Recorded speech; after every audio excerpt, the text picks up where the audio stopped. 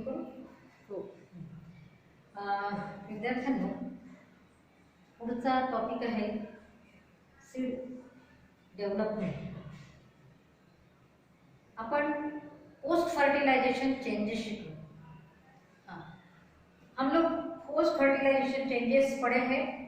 The changes for post fertilization changes are all the changes for the seed development and fruit development.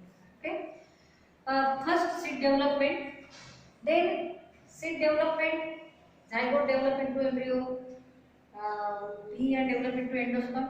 In this way, each and every part of ovule convert into the next part. Means ovule part convert into seed parts and ovary part convert into fruit parts. मैं इसके पहले एक photo डाले हूँ सभी conversions of the parts की. उसमें कौन सा पार्ट कौन से पार्ट में कन्वर्ट होता है ये लिस्ट में लिखा है, वो आप लोग पढ़ लोगे तो किस पार्ट से क्या कन्वर्ट करना है क्लियर हो जाएगा. In this way when seed develop, the seed mature seed structure shows that there are difference, and according to that there is the classification of seed. Now see, the seeds of angiosperm are classified into two main types: diploid seed and monopod seed. Diploid seed because there are two cotyledons. Such plants where the two cotyledons having seeds are there, those plants are also called diploid plants. Okay, or dicotyledonous plants. Monopod seed, mono means one, means the seed which consists only one cotyledon, then that is called monopod seed, and such plants where the monopod seed form, that is called monocotyledonous plants.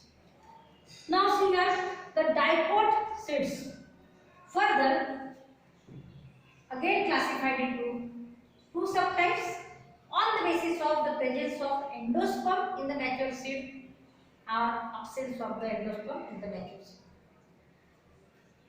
If seed में mature होने के बाद भी अगर वहां पे endosperm present है तो उसको बोलते हैं एंडोस्पर्मिक सीड और अल्ब्यूमिनस सीड.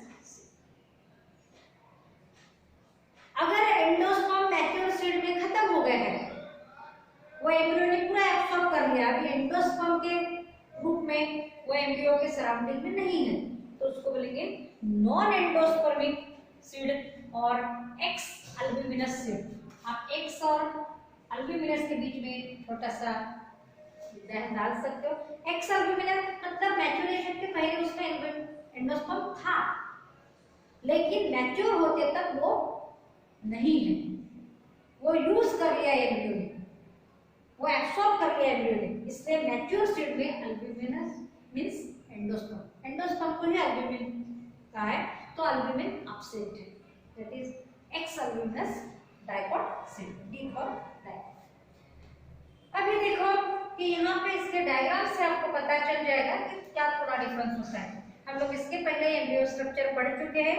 एम्ब्रियो स्ट्रक्चर में डाइकोट में दो कोटिलेडॉन्स, प्लूमुल, रेडिकल, उसके ऊपर सस्पेंसर. हम लोग ये सभी पार्ट यहाँ पे दिखाना जरूरी नहीं है, ओके, क्योंकि बाद में मैच्योर होते तक जिस पार्ट की जरूरत नहीं उसको न्यूट्रिटिव टिश्यू करके यूज करके वो खत्म हो जाता है. जैसे इतना लंबा सस्पेंसर भी नहीं दिखेगा. ओके, तो हम लोग सस्पेंसर इसलिए यहाँ पे लेबल नहीं किए थे. Now see the embryo in the centre, embryo has two cotyledons, one plumule, one radicle. इसके अलावा आपको दो लेबल दिखेंगे. कोटिलेडॉन्स जहां से स्टार्ट होते हैं वो कोटिलेडन और रेडिकल के बीच में जो पार्ट होता है एकदम माइनर होता है, वो जब जर्मिनेशन ऑफ सीड मतलब जब उसका पौधा बनता है तब उसकी ग्रोथ होती है. तो ये छोटा सा पार्ट जो कोटिलेडन और रेडिकल के बीच में है, तो रेडिकल नीचे समझा जाए तो कोटिलेडन और रेडिकल के बीच में क्या हो गया, हाइपोकोटी. हाइपो मींस बिलो, कोटिलेडन के नीचे, और प्लूमुल और कोटिलेडन के बीच में अगर है तो उसको बोलेंगे इपीकोटी. इपी मींस ऊपर, तो प्लूमुलिया सबसे ऊपर वाला पार्ट समझा जाता है. यहाँ नीचे दिखता है, इसका ये मतलब नहीं वो टीप है, क्योंकि प्लूमुल से शूट बनता है, मतलब जमीन के ऊपर वाला पेड़ का पार्ट बनता है, और रेडिकल से रूट सिस्टम बनती है।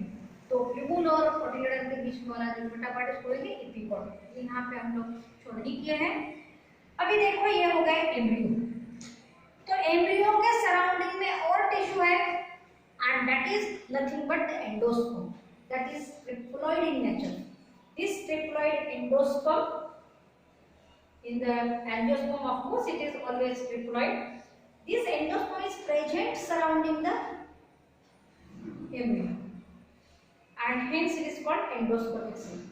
In such condition where the endosperm is present in mature seed, the cotyledons are thin papery, एकदम पतले। यहाँ पे इधर जाड़े दिख रहे हैं और चपटे दिख रहे हैं, पतले होते हैं पेपर के समान, एकदम थीन, क्योंकि उसमें कुछ भी जमा नहीं है। और बाकी सब एंडोस्पर्म, हम लोगों ने ये सेक्शन लिखा है करके आपको इधर वो चौड़े दिख रहे हैं। यस, इस तरह से thin and papery cotyledon in endospermic seed. Now see the non-endospermic seeds. In non-endospermic seeds, as usual, the embryo, dicot embryo consists two cotyledons, but these cotyledons are thick and fleshy. Why? Because while maturation, for their growth, for the growth of embryo, the nutritious means endosperm is used, and the remaining endosperm is absorbed by embryo and stored in the cotyledon. मतलब growth के समय embryo को जितना चाहिए था उतना endosperm उन्होंने खाद के रूप में, मींस फूड के रूप में यूज कर लिया, और बचा हुआ एंडोस्पर्म जो इनको ग्रोथ के लिए जरूरत नहीं थी फिर भी उसको भी एब्सॉर्ब कर लिया, उसको भी सोख लिया और कॉटिलेडन में जमा करके रख दिया बात के लिए, भविष्य के लिए।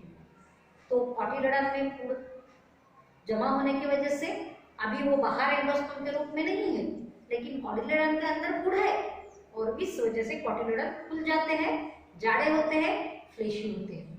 जिस तरह की हम लोग दालें देखते हैं, किसी भी तरह की दाल, कोई भी सीड अगर छिलका निकालने का दो पार्ट में होता है तो वो जो दो पार्ट है वही कॉटिलेडन, और वो जाड़े रहते हैं और फ्लेशी रहते हैं। उसको खाया भी जा सकता है क्योंकि वो न्यूट्रिशियस होते हैं। समझ में आया कॉटिलेडन का फर्क दोनों में। फिर उसी पोजीशन पर रेडिकल, प्लूमूल, कॉटिलेडन, ये ग्रोथ हुई और रेडिकल है करके नीचे दिखाए। प्लूमूल जो पत्तियों के रूप में आप लोग मूंगफली का दाना अगर खोल के देखेंगे, सूखा हुआ, अगर भिगो के खोलेंगे तो और अच्छा दिखेगा, थोड़ा भीगा हुआ बाद में खोल के देखो कोई भी दाना, जिसके हम लोग किसी तरह से दो पार्ट बनाते हैं, वैसे टाइप का कोई भी दाना, मूंगफली इसमें मैंने बताया वो बड़ा होता है तो सूखे में भी दिखता है। अगर वो छोटे से बारीक पत्ती के समान दिखती है, that is the plumule part. उसमें थोड़ा सा ऐसे कुछ के समान निकला दिखता है, वो है रेडिकल पार्ट।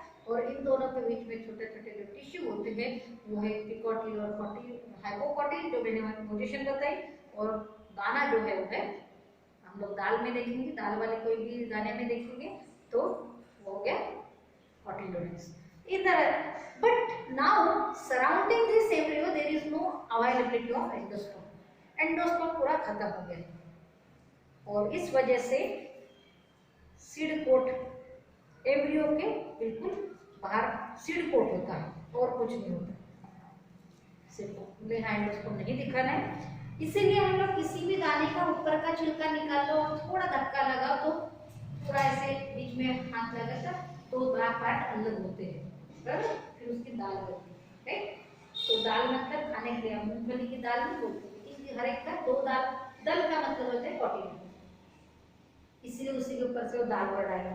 ओके, तो इस तरह से नॉन एंडोस्पर्मिक कैरेक्टरिस्टिक सीड में फर्क होता है। Monocot seed, in monocot seed there is the single cotyledon. मैंने कल सीड के एक्सप्लेनेशन दिए थे, आप डायग्राम बुक में से देख लेंगे कि ग्रोथ मैक्सिमम सेम होती है, सिर्फ यही होता है कि कोटिलेडन की संख्या कम होती है, बाकी और कोई फर्क नहीं। इसलिए आप लोग ये ध्यान में रखिए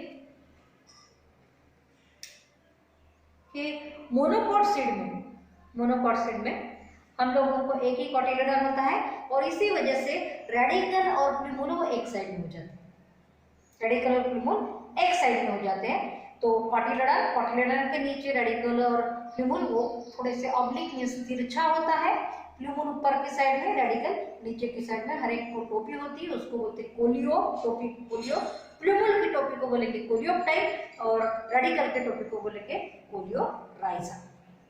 और उसके ऊपर वहाँ डिस्टिंग्विश नहीं किया होता है, मैंने यहाँ क्लियर दिखाया है। ऐसा थोड़ा रेक्टेंगुलर साइड में खुला हुआ एक स्कुटेलम, ये ठीक नहीं होता क्योंकि इस कोटिलेडन में कोई फूड जमा नहीं होता, इसलिए वो जाड़ा नहीं दिखता।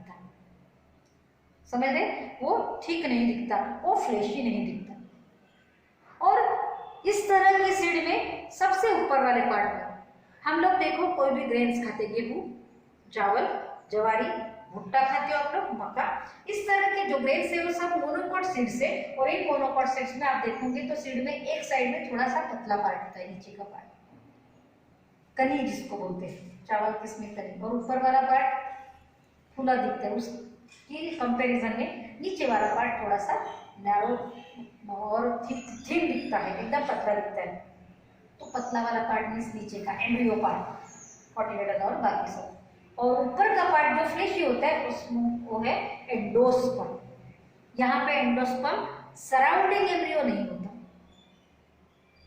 एम्ब्रियो एक तरफ, एंडोस्पर्म एक तरफ, और ये एंडोस्पर्म फ्लैशी होता है। देखो दाना कोई भी खुला दिखता है, अलग अलग शेप में, अलग अलग साइज में, वो है फूड। उसमें मैक्सिमम पार्ट कार्बोहाइड्रेट होता है, मैक्सिमम पार्ट में कार्बोहाइड्रेट होता है, और उसके आजू में उसमें मिनरल्स भी होते हैं, विटामिन भी होते हैं, लेकिन उनका सब प्रमाण कम है, प्रोटीन।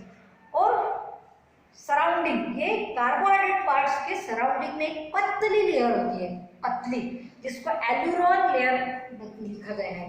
यहाँ देखो ये एल्यूरोन लेयर मैंने सेलुलर स्ट्रक्चर से दिखाया है, ये जो लाइन वाला वो एल्यूरोन लेयर, ये प्रोटीन की बनी है, एल्यूरोन लेयर में ये प्रोटीन की लेयर बनी है। और यहाँ हो गया एंडोस्पर्म सीड का स्ट्रक्चर कंप्लीट।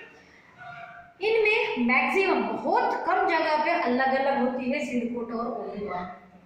बहुत सी जगह पे तुम देखो भुट्टे का एकदम पतला छिलका निकलता है भुट्टे के बाद। तो fruit wall means ovary wall और सीड कोट, तो ओवरी वॉल हो गई अपनी कन्वर्शन फ्रूट वॉल में, राइट। तो ओवरी वॉल का कन्वर्शन हो गया फ्रूट वॉल में, और टेगमेंट्स का कन्वर्शन हो गया सीड कोट में। अभी जब सीड तैयार हो गई तो सीड कोट और फ्रूट वॉल ये दोनों फ्यूज हो जाते हैं, और इसकी वजह से एक ही लेयर दिखता है, एक ही छिलका दिखता है, और वो है seed coat and fruit wall, and that is called husk. जैसे धान में थोड़ा कड़क होता है, गेहूं में उससे थोड़ा पतला होता है, और ये मक्के के भुट्टे में एकदम पतला दिखता है। उसकी जाड़ी डिपेंड करती है कि वो कितना सटे हुए, मतलब सभी लेयर्स एक दूसरे से चिपके होने का जैसे अलग अलग नहीं कर पाते, बहुत कम जगह पे ऐसा अलग किया जा सकता है, इसलिए उसको कॉमन वाल उसको बोलेंगे हस्क। यहाँ तक सब अपना सीड का हो गया है। आपको कोई क्वेश्चन हो तो पूछो। इसके लिए क्वेश्चन आएगा classify seeds, classify dicot seeds. Classify seed बोले तो पूरा, क्लासिफाई डाइकोट सीड बोले तो ये दोनों मोनोकॉट को छोड़ दो।